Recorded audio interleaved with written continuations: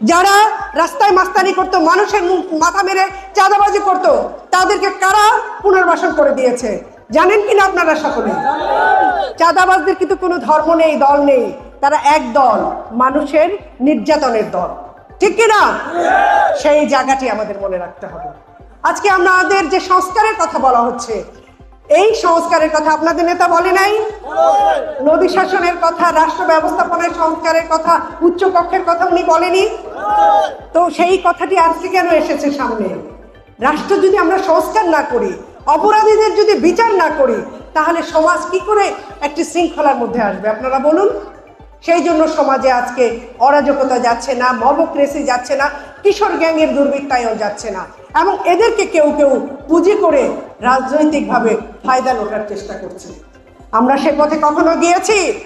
আমাদের দলে এই পর্যন্ত কোনো চাঁদাবাজ তৈরি হয়নি। আমরা চাঁদাবাজদেরকে প্রশ্রয় দেই না, চাঁদাবাজদেরকে পৃষ্ঠপোষকতা করি না।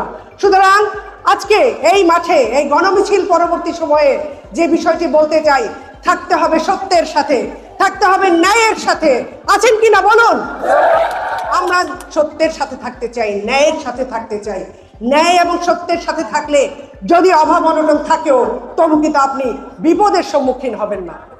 যারা এই ন্যায় এবং সত্যকে বিসর্জন দিয়ে ব্যক্তিগত সুবিধার জন্য কিছুদিন খুব করে বেড়াচ্ছেন, তাদের আখেরে কি হয় আপনারা দেখেছেন না?